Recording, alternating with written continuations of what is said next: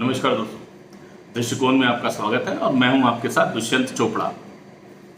Thumbnail में जैसे मैंने दिया द लास्ट एम्परर, क्या ममता बनर्जी पश्चिम बंगाल की आखिरी मुख्यमंत्री साबित होंगी? ये स्टेटमेंट अपने आप में बहुत हैरान कर देने वाली है और कोई भी सोच सकता है कि मैंने ऐसी बात क्यों लिखी या क्यों कह रहा हूं, लेकिन उसके पीछे जो तथ्य छुपे हुए हैं और जो प्रमाण सामने आ रहे हैं, जो हालात पश्चिम बंगाल में बन रहे हैं और केंद्र सरकार जिस तरह से पश्चिम बंगाल के हालात पर नजर तो बनाए हुए है, लेकिन उसकी तरफ से बहुत जनता की भारी डिमांड होने के बावजूद भी धारा 356 पर कोई फैसला नहीं हो पा रहा। केंद्र वहां पर बिगड़ते हुए कानून और व्यवस्था के जो हालात हैं उसके बावजूद कुछ इंटरवेंशन नहीं कर रहा, वहां पर दखल नहीं दे रहा। तो इन दोनों बातों का आपस में क्या तालमेल है? अगर हम इसकी विवेचना करेंगे तो दो प्रमुख मुद्दे हैं जिनके ऊपर मैं आज अपने विचार आपके साथ शेयर करना चाहूंगा। ये कोई सूत्रों के हवाले से खबर नहीं है, लेकिन अभी तक का जो प्रधानमंत्री मोदी का कार्यकाल रहा है और जिस तरह से उन्होंने कोई भी बड़ा निर्णय लेने से पहले उसको पूरी तरह से स्टडी किया, उसकी तैयारी करी, उस चीज की कानूनी विवेचना करी, उसके लिए माहौल तैयार किया और साथ के साथ जो फैक्ट्स थे, जो प्रमाण थे, उन सब चीजों को इकट्ठा करके कानूनी सलाह लेकर संविधान विशेषज्ञों के साथ चर्चा करके तब उन्होंने वो निर्णय लिए। आज पश्चिम बंगाल में जो स्थितियां चल रही हैं, जब से वहां पर चुनाव संपूर्ण हुए हैं और ममता बनर्जी ने दोबारा से वहां पर एक बार फिर प्रचंड बहुमत के साथ, हालांकि वो अपना खुद का चुनाव हार गई, लेकिन उन्होंने मुख्यमंत्री पद की शपथ ली, सरकार बनाई, सरकार काम कर रही है, लेकिन उस कामकाज में उन निरीह पश्चिम बंगाल निवासियों की तरफ बिल्कुल भी ध्यान नहीं दिया जा रहा, जो कि पोस्ट पोल वायलेंस का, जो चुनाव बाद की जो हिंसा है, जो प्रताड़ना है, उसका शिकार हो रहे हैं। और ऐसे एक दो सैकड़ों नहीं, 3,400 से ज्यादा ऐसे मामले हैं पूरे पश्चिम बंगाल में जहां पर कि राजनीतिक हिंसा का शिकार वहां के बहुसंख्यक हिंदू समाज को होना पड़ा। वो आज भी वहां पर पिस रहे हैं, वो आज भी वहां पर पिट रहे हैं। अत्याचार और व्यभिचार का नंगा नाच जिस तरह से पश्चिम बंगाल में चुनाव संपन्न होने के बाद से लगातार हो रहा है, पूरा देश उसको देख रहा है। जहां एक और ममता बनर्जी की सरकार बनने के बाद से 4 कैबिनेट की मीटिंग हो चुकी है, लेकिन एक भी मीटिंग में इस हिंसा के ऊपर एक लाइन क्या, एक शब्द भी नहीं बोला गया। वहीं दूसरी ओर जो वहां के राज्यपाल हैं जगदीप धनखड़, एक राज्यपाल के नाते जो उनका एक सीमित कार्य क्षेत्र है, उस कार्य क्षेत्र के दायरे में रहते हुए वो जितना भी वहां पर रिपोर्ट इकट्ठा कर सकते हैं, जगदीप धनखड़ चुनाव निपटने के बाद से लगातार उस काम पर लगे हुए हैं। वो असम तक होकर आए, जहां पर कि यहां के कुछ हिंदू परिवारों ने पलायन किया, असम में जाकर रहे, उन्होंने वहां जाकर उनकी व्यथा सुनी। जगदीप धनखड़ ने राज्यपाल होने के बावजूद भी पूरे पश्चिम बंगाल का जिले जिले का दौरा किया, गांव गांव गए, मोहल्ला मोहल्ला गए, गलियों में गए और वहां के लोगों की व्यथा सुनी और उसकी रिपोर्ट वो लगातार बनाकर केंद्र को भेज रहे हैं। उनकी जो रिपोर्ट है वो भी केंद्र को जा रही है, जो उनकी कॉन्फिडेंशियल रिपोर्ट होती है एक राज्यपाल की, जो वो लगातार राष्ट्रपति को सौंपता है, तो वो रिपोर्ट भी राज्यपाल जगदीप धनखड़ जी की लगातार केंद्र को, राष्ट्रपति महोदय को जा रही है। अब वो रिपोर्ट का एक एक हिस्सा चीख चीख कर कह रहा है। अभी पिछले 4 दिन राज्यपाल दिल्ली में थे, अब मजे की बात देखिए, जब वो दिल्ली के लिए रवाना हो रहे थे तो पश्चिम बंगाल में आवाज उठी कि अंकल जा रहे हो तो वापस मत आना। यानी कि इस तरह की हठधर्मिता, इस तरह की बेशर्मी और इस तरह का एक कुकृत्य जिसको बोलना चाहिए, वहां की सरकार के द्वारा, वहां पर तृणमूल कांग्रेस के कैडर के द्वारा राज्यपाल के प्रति किया जा रहा है, जिसकी कोई सुनवाई नहीं हो रही। लेकिन राज्यपाल महोदय दिल्ली में आए, उन्होंने गृह मंत्री से मुलाकात की, उन्होंने प्रधानमंत्री से मुलाकात की, वे उपराष्ट्रपति महोदय से मिले, वो राष्ट्रपति महोदय से मिले और सब जगह पर उन्होंने अपनी रिपोर्ट दी।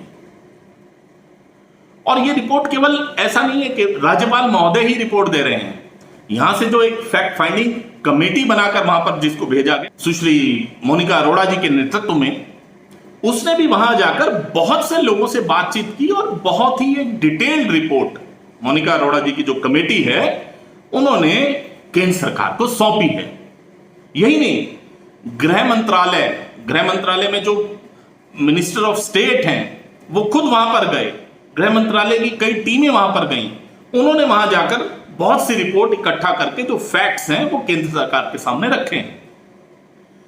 अब लगातार मांग ये उठ रही है, जनता में जो रोष है, जो आक्रोश है, जनता जो दुखी है, उसकी तरफ से बार बार एक आवाज उठ रही है कि धारा 356 क्यों नहीं लगाई जा रही, धारा 356 क्यों नहीं लगाई जा रही, वहां पर इतना ज्यादा अत्याचार हो रहा है, केंद्र सरकार चुप बैठी है, प्रधानमंत्री बिल्कुल चुप्पी साधे बैठे हैं, गृह मंत्री के बारे में कहा गया चुनाव के बाद वो तो नजर ही नहीं आ रहे।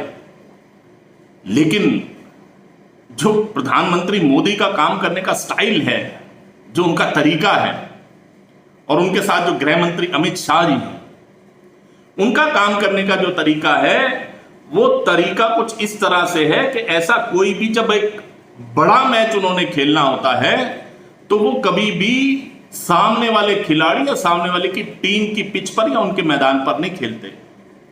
वो अपना ही मैदान चुनते हैं, अपना ही समय चुनते हैं और उनकी अपनी ही एक टीम होती है जो उस मैच को खेलती है। तो कुछ ऐसा ही प्रधानमंत्री मोदी की टीम, शायद मैं इसमें शायद जरूर लगाना चाहूंगा कि शायद ऐसा ही कुछ अभी फिर से ऐसी प्लानिंग वेस्ट बंगाल को लेकर हो रही है। लेकिन वो प्लानिंग क्या है? देखिए, वो कहावत है ना, 100 सुनार की एक लोहार की। अगर वहां की परिस्थितियों को देखते हुए रोज कुछ ना कुछ केंद्र सरकार की तरफ से, गृह मंत्रालय की तरफ से बयान जारी कर दिया जाता या कुछ ना कुछ राज्य सरकार को बोला जाता, और राज्य सरकार ने स्वाभाविक रूप से उसको मानना भी नहीं था, तो ये सब चीजें अगर लगातार चलती रहती तो वो सुनार की एक चोट होती जो लगातार चलती रहती, लेकिन उसका कोई नतीजा नहीं निकलना था। अगर जनता की डिमांड के ऊपर आज भी केंद्र सरकार ये निर्णय ले ले कि धारा 356 का इस्तेमाल करके वहां पर राष्ट्रपति शासन लागू कर दिया जाएगा, तो शायद वो भी एक सुनार की ही चोट होगी। क्योंकि कानूनविदों की अगर माने, संविधान विशेषज्ञों की माने, तो धारा 356 एक बहुत ही एक ऐसा कमजोर कदम होगा जहां पर कि भारत सरकार, केंद्र सरकार या मोदी सरकार अपने आप को हिट विकेट कर लेगी। क्योंकि कोर्ट में जब जाते हैं तो कोर्ट भावनाओं के ऊपर नहीं चलता, कोर्ट फैक्ट्स को देखता है, कोर्ट कानून को देखता है, कोर्ट सबूतों के ऊपर निर्णय देता है। और फैक्ट्स और कानून अगर इसके ऊपर हम नजर डालें तो वहां पर एक संवैधानिक तरीके से चुनाव का निपटारा हुआ है, चुनाव वहां पर संपन्न हुए हैं और ममता बनर्जी एक जनता के द्वारा चुनी हुई सरकार का प्रतिनिधित्व कर रही है, नेतृत्व कर रही है। आज अगर भारत सरकार धारा 356 का उपयोग करके वहां पर राष्ट्रपति शासन लगा देती है तो वो निर्णय कोर्ट के अंदर जाते ही पहली हियरिंग में औंधे मुंह गिर जाएगा। क्योंकि आज देश में हालात क्या हैं? आज प्रधानमंत्री मोदी, केंद्र सरकार कुछ भी करना चाहती है तो पूरा का पूरा एक इकोसिस्टम है, पूरा का पूरा एक लिब्रांडुओं का एक पंचमक्कारों का गिरोह है जो ये तैयार बैठे रहते हैं बात को लपकने के लिए कि कहीं पर भी कुछ भी प्रधानमंत्री मोदी कदम उठाएं और वो उसको लेकर सोशल मीडिया में इंटरनेशनल मीडिया के अंदर हो हल्ला करके प्रधानमंत्री मोदी को घेरने की कोशिश करें, उनको कटघरे में खड़ा करने की कोशिश करें या उनको बदनाम करने की कोशिश करें।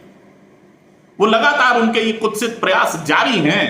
अभी रिसेंट में ही जो गाजियाबाद में एक मुस्लिम परिवार ने एक तावीज देने वाले को जो पीट दिया, उसको किस तरह से हिंदू मुसलमान का मुलम्मा चढ़ा दिया गया कि उसको जय श्री राम बोलने को मजबूर किया गया और उसकी दाढ़ी हिंदुओं ने काट ली, जबकि वो चीज झूठ साबित हो गई। वो परवेश गुज्जर नहीं, वो परवेज गुज्जर था।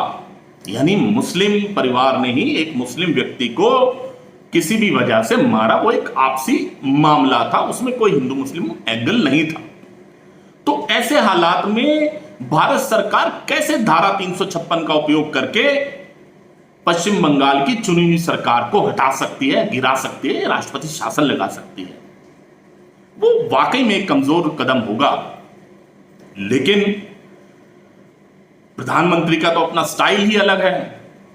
आप पुलवामा की घटना याद कर लीजिए, किस तरह से विपक्षी पार्टियों ने और जो विपक्षी मुख्यमंत्री हैं उन्होंने कैसे शोर मचाया कि प्रधानमंत्री चुप बैठे हैं, प्रधानमंत्री में हिम्मत नहीं है, उनको 56 इंच का सीना, इसका बहुत उलाहना दिया गया कि आप तो 56 इंच के सीने की बात किया करते थे।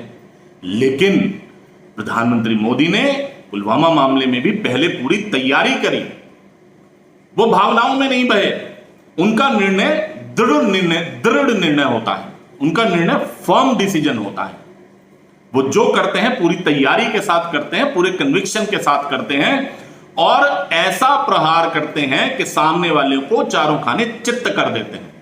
ऐसे ही नहीं कहा जाता कि मोदी है तो मुमकिन है। आप एयर स्ट्राइक की बात ले लीजिए, आप सर्जिकल स्ट्राइक की बात ले लीजिए, आप कश्मीर में, जम्मू कश्मीर में धारा 370 हटाने की बात कर लीजिए। धारा 370 हटाने का इस देश में कोई सोच भी नहीं सकता था, लेकिन मोदी सरकार ने उसकी पूरी तैयारी करी, उसकी योजना बनाई और उस योजना का क्रियान्वयन था, ये उसकी परिणति थी कि आज जम्मू कश्मीर 2 हिस्सों में बढ़ चुका है, केंद्र शासित प्रदेश है और वहां पर सुचारू रूप से शासन व्यवस्था चल रही है। पत्थरबाजी खत्म हो चुकी, आतंकवाद नियर अबाउट निल, बहुत ही कम हो चुका है, इंसर्जेंसी बिल्कुल अपने निम्न स्तर पर है। तो ये उस तैयारी का नतीजा था जो आज जम्मू एंड कश्मीर में ये हालात हैं कि वहां पर शांति है।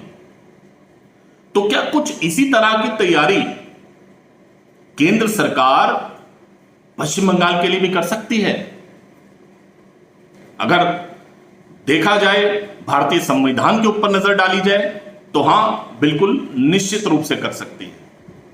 तो क्या कुछ अंदर ऐसी प्लानिंग चल रही है केंद्र सरकार की कि इस नासूर को हमेशा हमेशा के लिए निकाल दिया जाए?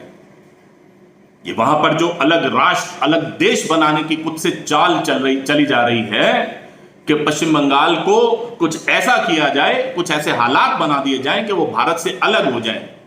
वो जो भारत के फेडरल सिस्टम को, जो संघीय ढांचे को निस्तनाबूद करने की कोशिश की जा रही है, उसके जवाब में मोदी सरकार की जो तैयारी जो सामने नजर आ रही है, वो तैयारी ये हो सकती है कि आने वाले समय में हम देखें कि पश्चिम बंगाल के कई हिस्से कर दिए गए। केंद्र सरकार के पास ये अधिकार है। अगर हम संविधान की बात करें तो संविधान केंद्र को पूरा अधिकार देता है कि वो पश्चिम बंगाल या किसी भी राज्य का विभाजन कर सकता है या उसके हिस्से को काट सकता है। संविधान में उल्लिखित आर्टिकल 3, जो कॉन्स्टिट्यूशन ऑफ इंडिया का आर्टिकल 3 है, वो केंद्र सरकार को इस बात का पूरा अधिकार देता है। हम देखते हैं आर्टिकल 3 क्या कहता है। आर्टिकल 3 में लिखा गया है कि formation of new states and alteration of any areas, boundaries और names of existing states made by law. इसकी जो धाराएं A, B, C और D हैं, उसमें A में स्पष्ट लिखा हुआ है that center can form a new state by separation of territory from any state or by uniting 2 or more states और पार्ट ऑफ स्टेट्स और by uniting any territory to a part of any state. इसका B बोलता है increase the area of a state, any state. C part में लिखा गया है diminish the area of any state. D part में लिखा गया है alter the boundaries of any state. यानी कि यह केंद्र सरकार का विशेषाधिकार है कि वो अगर वहां की परिस्थितियों को देखे और ये जरूरी समझे कि इस स्टेट का विभाजन होना तय है, तो वो पश्चिम बंगाल के कई हिस्से या कुछ हिस्से कर सकता है। पश्चिम बंगाल के बहुत से जिले हैं जो आसाम के साथ जुड़े हैं, उनको आसाम के साथ जोड़ा जा सकता है। पश्चिम बंगाल के कुछ ऐसे जिले हैं जो उड़ीसा और बिहार के साथ जुड़े हुए हैं, उनको बिहार या उड़ीसा के साथ जोड़ा जा सकता है। दार्जिलिंग को अलग से एक स्टेट बनाया जा सकता है। जैसे कूच बिहार की अगर हम बात करें, कूच बिहार एक नई स्टेट बन सकती है। इसी तरह से कुछ हिस्से ऐसे भी हो सकते हैं जिनको केंद्र यूनियन टेरिटरी के रूप में एक नई टेरिटरी बनाकर उनका फॉर्मेशन कर सकता है, उनका निर्माण कर सकता है। तो अगर केंद्र सरकार को ऐसा कोई कदम उठाना है तो उस कदम उठाने के लिए जो तैयारी चाहिए, जिस तैयारी की जरूरत है, तो राज्यपाल महोदय की लगातार मिलने वाली रिपोर्ट्स, फैक्ट फाइंडिंग कमेटी की रिपोर्ट्स और गृह मंत्रालय की रिपोर्ट्स, और साथ में अभी जिस तरह से कोर्ट ने भी इस बात पर स्वयं संज्ञान लिया है, और अभी जब केंद्र सरकार ने बात की कि हम मानवाधिकार आयोग को वहां पर भेजेंगे, तो पश्चिम बंगाल सरकार एकदम घबरा गई। उन्होंने कहा नहीं, मानवाधिकार आयोग को वहां काम करने की जरूरत नहीं है, हम लोग अपने आप इस चीज को निपट सकते हैं। ये वही सरकार कह रही है जिसने वहां पर इस चीज से निपटने के लिए, इस अत्याचार और व्याभिचार से निपटने के लिए एक भी कदम नहीं उठाया। तो दोस्तों, मोदी है तो मुमकिन है, और जनता का तो आजकल एक नया कहना है कि मोदी है तो मोदी पर भरोसा है। तो क्या प्रधानमंत्री उस भरोसे पर खरे उतरेंगे? क्या प्रधानमंत्री एक ऐसी नामुमकिन सी दिखने वाली स्थिति को मुमकिन बना देंगे, जहां की एक ऐसा प्रदेश देश का जो देश से अलग होने की जिसकी एक चाल चली जा रही है, एक साजिश रची जा रही है, उस साजिश को क्या प्रधानमंत्री मोदी प्रदेश का विभाजन करके नाकाम कर देंगे? देखना होगा कि आने वाले दिनों में केंद्र सरकार पश्चिम बंगाल पर क्या कदम उठाती है, क्योंकि आज पश्चिम बंगाल को 100 सुनार की नहीं, एक लोहार की चोट की जरूरत है। ऐसी चोट जो वहां के बहुसंख्यक समाज को जीने का हक दे सके, एक ऐसी चोट जो वहां के बहुसंख्यक समाज जो वहां पिस रहा है उसको खुलकर जीने की आजादी दे सके, वो आराम से एक खुली हवा में सांस ले सके। देखना होगा क्या केंद्र सरकार ऐसा कोई कदम उठाती है या नहीं उठाती।